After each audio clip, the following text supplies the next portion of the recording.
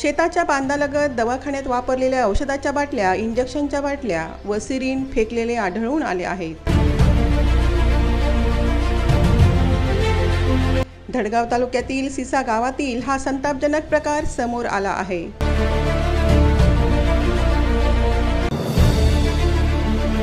नेमक्या या बाटल्या कोणी फेकल्या असतील असा प्रश्न विचारला जात आहे।